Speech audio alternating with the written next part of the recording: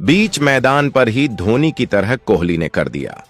चमत्कारी काम देखकर सभी के उड़े होश अंत में धोनी ने कर दी चौकों के बारिश। दोस्तों, अगर आपको भी चेन्नई और बेंगलुरु के बीच रोंगटे खड़े कर देने वाला महामुकाबला पसंद आया हो तो हमारे इस वीडियो को दिल से एक लाइक जरूर कीजिएगा। आज के वीडियो का लाइक टारगेट केवल 600 लाइक का है। तूफान के बाद जोश हजलवुड और भुवनेश्वर कुमार ने मिलकर चेन्नई के बल्लेबाजों को घुटने टेकने पर उनके घर में मजबूर कर दिया, लेकिन सचिन रविंद्र ने अकेले मुकाबला को पलटते हुए अंतिम ओवर में पहुंचा दिया, जिसे देखकर तो पूरे क्रिकेट जगत की आंखें फटी की फटी रह गईं। तो आखिर इस अंतिम ओवर के मैच में किस टीम ने मारी बाजी, रविंद्र ने टीम के लिए कितने रनों का दिया योगदान, बेंगलुरु की खतरनाक गेंदबाजी और मैच की पूरी हाईलाइट तो हम आपको इस वीडियो में जरूर दिखाएंगे। लेकिन उससे पहले आपको क्या लगता है, धोनी और विराट कोहली में कौन है सबसे महान? आप खुद नीचे कमेंट करके जरूर बताइए। दोस्तों, आईपीएल 2026 का सबसे जबरदस्त मुकाबला एमआई चिदंबरम स्टेडियम में शुरू हुआ। इस मुकाबले में रॉयल चैलेंजर बेंगलुरु और चेन्नई सुपर किंग की टीम आमने सामने थी। सिक्का उछाला गया तो चेन्नई के कप्तान ऋतुराज गायकवाड़ ने जीता, लेकिन उन्होंने पहले गेंदबाजी करने का फैसला किया और बेंगलुरु की टीम को बल्लेबाजी करने के लिए आमंत्रित किया। बेंगलुरु की तरफ से इस मुकाबले में पारी की शुरुआत करने के लिए विराट कोहली के साथ फील्ड सॉल्ट की खतरनाक जोड़ी मैदान पर उतरी। वहीं चेन्नई की तरफ से पहला ओवर लेकर आए टीम के सबसे खतरनाक गेंदबाज खलील अहमद खतरनाक गेंदबाजी कर रहे थे। एक एक रन बनाना बेंगलुरु के लिए बेहद कठिन हो रहा था, लेकिन ओवर की चौथी गेंद पर प्रेशर में आकर फील्ड सॉल्ट ने खतरनाक चौका जड़ा और अपनी टीम का खाता खोला। मगर उसके बाद फील्ड सॉल्ट ने पांचवी गेंद को भी चौके में तब्दील कर दिया और अपनी टीम को पहले ही ओवर में 9 रनों तक पहुंचा दिया। दूसरे ओवर में ही ऋतुराज गायकवाड़ ने अपने फिरकी के जादूगर अश्विन को बुला दिया, लेकिन फील्ड सॉल्ट ने इनका स्वागत पहली ही गेंद पर खतरनाक लगाकर किया और अपनी टीम के स्कोर को रॉकेट के रफ्तार की तरह आगे बढ़ाया। दूसरी गेंद को भी उन्होंने चौके में तब्दील कर दिया। बेंगलुरु की टीम को शानदार शुरुआत मिल चुकी थी। टीम का स्कोर तेजी से आगे बढ़ रहा था। विराट कोहली भी बेहतरीन फॉर्म में दिखाई दे रहे थे। फील्ड सॉल्ट ने ओवर की अंतिम गेंद को भी चौके में तब्दील कर अश्विन की जमकर कुटाई कर दी और अपनी टीम के स्कोर को 2 ओवर में ही 25 रनों तक पहुंचा दिया। अश्विन के ओवर से फील्ड सॉल्ट ने अकेले ही 16 रन बटोर लिए। तीसरा ओवर लेकर आए। विकेट की तलाश में एक बार फिर खलील अहमद, इनका स्वागत। एक बार फिर फील्ड सॉल्ट ने चौथी गेंद पर चौका लगाकर किया और फिर अंतिम गेंद पर 2 रन लेकर अपनी टीम को 3 ओवर में 32 रनों तक पहुंचा दिया। अभी तक मुकाबले में बेंगलुरु की टीम पूरी तरह से चेन्नई पर हावी नजर आ रही थी। चेन्नई को लगातार विकेट की तलाश थी। गेंदबाज विकेट निकालने में असफल नजर आ रहे थे। ऋतुराज गायकवाड़ ने चौथे ओवर में ही बड़ा बदलाव किया और गेंदबाजी करने के लिए अपनी टीम के असली हीरो सैम करन को बुलाया और उन्होंने शानदार गेंदबाजी का नजारा दिखाया। बेंगलुरु की टीम को रन बनाना बहुत मुश्किल हो रहा था। इस ओवर में सैम करन ने केवल 5 रन दिए और बेंगलुरु का स्कोर 4 ओवर में 37 रनों तक पहुंच पाया। इन दोनों खिलाड़ियों के बीच एक अच्छी साझेदारी पनपती हुई दिखाई दे रही थी। 5वें ओवर में ऋतुराज गायकवाड़ ने एक और बड़ा बदलाव किया और इस बार गेंदबाजी करने के लिए बुलाया। पिछले मैच के असली हीरो रहे नूर अहमद को यह भी खतरनाक गेंदबाजी दिखा रहे थे, लेकिन चौथी गेंद पर विराट ने शानदार चौका लगाकर टीम के स्कोर को तेजी से आगे बढ़ाया। लेकिन नूर अहमद ने ओवर की अंतिम गेंद पर अपनी फिरकी से फील्ड सॉल्ट को धोनी के हाथों स्टंपिंग करवाकर पवेलियन का रास्ता दिखा दिया और बेंगलुरु को 45 रनों के स्कोर पर पहला झटका लग गया। सॉल्ट अपनी टीम के लिए केवल 32 रन बनाकर पवेलियन लौट गए, लेकिन विराट कोहली मैदान पर टिके हुए थे। उनके साथ देने के लिए अब देवदत्त पडिक्कल आ चुके थे। इन दोनों खिलाड़ियों के कंधों पर टीम की पूरी जिम्मेदारी टिकी हुई थी। 5 ओवर में बेंगलुरु का स्कोर 45 रन एक विकेट पर बन पाया था। पावर प्ले का अंतिम लेकर आए। एक बार फिर विकेट की तलाश में सैम करन, इनका स्वागत। देवदत्त पडिक्कल ने 5वीं गेंद पर खतरनाक लगाकर किया और अपनी टीम को 50 रनों के पार पहुंचाया। बेंगलुरु का स्कोर एक बार फिर तेजी से आगे बढ़ना शुरू हो गया। फील्ड सॉल्ट के विकेट गिरने के बाद भी इन दोनों खिलाड़ियों को कोई फर्क नहीं पड़ा। अपनी टीम के स्कोर को तेजी से आगे बढ़ते हुए इन दोनों बल्लेबाजों ने पावर प्ले के 6 ओवर में ही 56 रनों तक पहुंचा दिया। पावर प्ले के बाद 7वें ओवर में गेंदबाजी करने आए रविंद्र जडेजा, लेकिन इस ओवर में हुआ कुछ ऐसा कि देखकर पूरा क्रिकेट जगत सदमे में आ गया। देवदत्त पैटिकल इस ओवर में तूफान मचाकर 15 रन बटोर लिए। सबसे पहले दूसरी गेंद पर चौका जड़ा और फिर चौथी गेंद को भी चौके में तब्दील किया। उसके बाद 5वीं गेंद पर खतरनाक झड़कर अपनी टीम को 7 ओवर में ही 71 रनों तक पहुंचा दिया। 8वें ओवर में गेंदबाजी करने आए एक बार फिर विकेट की तलाश में रविचंद्रन अश्विन, और इस ओवर में अश्विन ने ओवर की 5वीं गेंद पर खतरनाक बल्लेबाज देवदत्त पडिक्कल को पवेलियन का रास्ता दिखाकर अपनी टीम को दूसरी सफलता 76 रनों के स्कोर पर दिला दी। पडिक्कल अपनी टीम के लिए 27 रन बनाकर पवेलियन लौट गए, लेकिन एक तरफ से विराट कोहली मैदान पर टिके हुए थे। उनका साथ देने के लिए अब खुद कप्तान रजत पाटीदार आ चुके थे। 8 ओवर में बेंगलुरु का स्कोर 77 रनों तक 2 विकेट पर पहुंच चुका था। चेन्नई की तरफ से बॉलिंग स्पेल में एक बार फिर बदलाव देखने को मिला और इस बार 9वें ओवर में गेंदबाजी करने आए।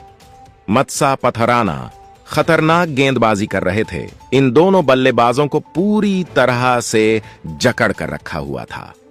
कोहली और पाटीदार को रन बनाना काफी मुश्किल हो रहा था। चेन्नई की टीम मैच में धीरे धीरे वापसी करती हुई नजर आ रही थी। पथराना की गेंद कोहली को भी समझ नहीं आ रही थी। इस ओवर में उन्होंने केवल 6 रन दिए और बेंगलुरु का स्कोर 9 ओवर में 2 विकेट पर 83 रन बन चुका था। ये दोनों बल्लेबाज मैदान पर पूरी तरह से सेट हो चुके थे। 10वें ओवर में गेंदबाजी करने आए एक बार फिर नूर अहमद बेहतरीन गेंदबाजी कर रहे थे, लेकिन ओवर की अंतिम गेंद पर रजत पाटीदार ने खतरनाक झड़कर अपनी टीम को 10 ओवर में 93 रनों तक पहुंचा दिया। चेन्नई की तरफ से 11वां ओवर लेकर आए एक बार फिर मतिशा पथराना, लेकिन इस ओवर में विराट कोहली ने रनों की बारिश कर दी और 16 रन बटोर लिए। बेंगलुरु का स्कोर 12 ओवर में 116 रनों तक पहुंच गया, लेकिन विकेट की तलाश में 13वां ओवर लेकर आए नूर अहमद और इस बार उन्होंने ओवर की दूसरी गेंद पर विराट कोहली को पवेलियन का रास्ता दिखाकर अपनी टीम को बड़ी सफलता दिला दी। विराट कोहली टीम के लिए 31 रन बनाकर पवेलियन लौट गए। बेंगलुरु की टीम को 117 रनों के स्कोर पर तीसरा झटका लग गया, लेकिन रजत पाटीदार मैदान पर टिके हुए थे। उनके साथ देने के लिए लिविंगस्टन आ चुके थे। इन दोनों बल्लेबाजों ने मिलकर टीम के स्कोर को तेजी से आगे बढ़ाया और 14 ओवर में 134 रनों तक पहुंचा दिया। दोनों बल्लेबाज टीम के लिए तेजी से रन बटोर रहे थे। एक अच्छी साझेदारी हो रही थी। टीम की तरफ से 16वां ओवर लेकर आए एक बार फिर नूर अहमद, लेकिन उनका स्वागत दूसरी गेंद पर लिविंगस्टन ने लगाकर किया, मगर तीसरी गेंद पर नूर अहमद ने बदला लेते हुए उन्हें क्लीन बोल्ड कर पवेलियन का रास्ता दिखा दिया और अपनी टीम को चौथी सफलता 145 रनों पर दिला दी। अब बल्लेबाजी करने आए जितेश शर्मा ने अपना के साथ खाता खोला और टीम को 16 ओवर में 153 रनों तक पहुंचा दिया। दोनों बल्लेबाज टीम के स्कोर को तेजी से आगे बढ़ा रहे थे, सिर्फ चौके और मेन डील कर रहे थे। वहीं रजत पाटीदार ने अपना अर्धशतक भी 30 गेंद में ठोक दिया, लेकिन वहीं जितेश टीम के लिए केवल 12 रन बनाकर खलील अहमद के शिकार हो गए। वहीं 19वें ओवर में पथराना ने पहले रजत पाटीदार और फिर कुणाल पांड्या का विकेट लेकर टीम की कमर तोड़ दी। अंतिम ओवर में टीम डेविड ने 3 गगनचुंबी लगाकर चेन्नई के सामने 117 रनों का पहाड़ जैसा लक्ष्य खड़ा कर दिया। चेन्नई को यह लक्ष्य हासिल करना बिल्कुल भी आसान नहीं था। टीम की तरफ से ओपनिंग की शुरुआत करने राहुल त्रिपाठी के साथ रचिन रविंद्र की खतरनाक जोड़ी मैदान पर उतरी। वहीं बेंगलुरु की तरफ से पहले ओवर लेकर आए भुवनेश्वर कुमार शानदार गेंदबाजी कर रहे थे, लेकिन अंतिम गेंद पर राहुल त्रिपाठी ने चौका लगाकर अपनी टीम को पहले ही ओवर में 7 रनों तक पहुंचा दिया। दूसरा ओवर लेकर आए जोश हजलवुड और आते ही दूसरी गेंद पर सबसे पहले राहुल त्रिपाठी और फिर ओवर की अंतिम गेंद पर रथुरा गायकवाड़ को पवेलियन का रास्ता दिखाकर एक ही ओवर में पूरे मैच को पलट दिया और अपनी टीम को लगातार 2 सफलता 8 रनों के स्कोर पर दिला दी। मगर रविंद्र मैदान पर टिके हुए थे। उनके साथ देने के लिए आए दीपक हुड्डा आ चुके थे। इन दोनों बल्लेबाजों ने टीम के स्कोर को तेजी से आगे बढ़ना शुरू किया। हर गेंदबाजों के खिलाफ रन बटोर रहे 4 ओवर में चेन्नई का स्कोर 18 रनों तक पहुंच गया था, लेकिन विकेट की तलाश में 5वां ओवर लेकर आए। भुवनेश्वर कुमार ने ओवर की चौथी गेंद पर हुड्डा को पवेलियन का रास्ता दिखाकर अपनी टीम को तीसरी सफलता 26 रनों पर दिला दी। चेन्नई की टीम बैकफुट पर आ गई। पावर प्ले का अंतिम ओवर लेकर आए। यश दयाल शानदार गेंदबाजी का नजारा दिखाए और केवल 4 रन दिए। चेन्नई का स्कोर पावर प्ले में बस 30 रन बन पाया। पावर प्ले के बाद गेंदबाजी करने आए। लिविंगस्टन आए, लेकिन रविंद्र ने सिंगल डबल के बाद 5वीं गेंद पर चौका लगाकर अपनी टीम को 7 ओवर में 40 रनों तक पहुंचा दिया। लेकिन सैम करन ज्यादा देर तक मैदान पर टिक नहीं सके। टीम के लिए केवल 8 रन बनाकर लिविंगस्टन के शिकार हो गए। 52 रनों के स्कोर पर चेन्नई ने अपने 4 बल्लेबाज आउट हो गए थे। अब मैदान पर रविंद्र का साथ देने शिवम दुबे आए। इन दोनों बल्लेबाजों ने मिलकर टीम के स्कोर को तेजी से आगे बढ़ाया। बेंगलुरु के गेंदबाजों के खिलाफ रन बटोरना शुरू कर दिया और अपनी टीम को 12 ओवर में 75 रनों तक पहुंचा दिया। रविंद्र अर्धशतक की तरफ बढ़ रहे थे, लेकिन 13वां ओवर लेकर आए। यश दयाल ने रविंद्र को क्लीन बोल्ड कर पवेलियन का रास्ता दिखा दिया और अपनी टीम को 5वीं सफलता दिला दी। चेन्नई की टीम अब घुटने पर आ चुकी थी। इसके बाद भी चेन्नई का विकेट गिरना रुक नहीं। यश दयाल ने शिवम दुबे को भी पवेलियन भेजकर अपनी टीम को 6ठी सफलता दिला दी।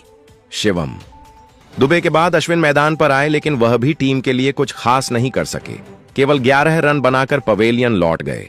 इसके बाद बल्लेबाजी करने के लिए आए महेंद्र सिंह धोनी। उन्होंने जडेजा का खूब साथ दिया, टीम को 100 रनों के पार पहुंचाया। जडेजा टीम को जीत दिलाने की पूरी कोशिश कर रहे थे।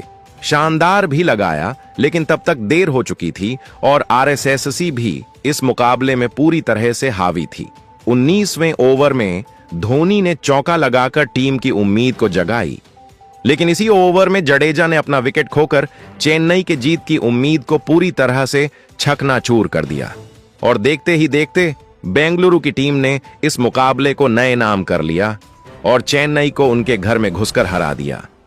तो दोस्तों, आपको क्या लगता है, इस मुकाबले में बेंगलुरु की जीत का असली हीरो कौन है? आप खुद नीचे कमेंट करके जरूर बताइए और ऐसी ही नई नई वीडियो के लिए हमारे चैनल को जरूर सब्सक्राइब करिए। धन्यवाद। अंतिम ओवर में गेंदबाजी करने आए कुणाल पांड्या, लेकिन इस ओवर में धोनी ने उनकी जमकर कुटाई कर दी। कुणाल पांड्या ने पहली गेंद धोनी को बाउंसर फेंका, लेकिन इसका मुंहतोड़ जवाब देते हुए धोनी ने तीसरी और चौथी गेंद पर खतरनाक जड़ा और फिर अंतिम गेंद पर चौका झड़कर उनकी धज्जियां उड़ा दी, लेकिन अपनी टीम को जीत नहीं दिला सके। चेन्नई यह मुकाबला 50 रनों से हार गई। देखते ही देखते बेंगलुरु की टीम ने दूसरी इस सीजन में लगातार जीत दर्ज कर ली। बेंगलुरु की जीत देखकर पूरा हिंदुस्तान खुशी से झूम उठा। फैंस में भी अलग जोश और जुनून दौड़ पड़ा। तो दोस्तों, देखा आपने कैसे बेंगलुरु में दर्ज की यादगार जीत। लेकिन अब आपको क्या लगता है, इस बार आईपीएल की ट्रॉफी कौन अपने नाम करेगा? आप खुद नीचे कमेंट करके जरूर बताइए और ऐसी ही नई नई वीडियो के लिए हमारे चैनल को जरूर सब्सक्राइब करिए। धन्यवाद।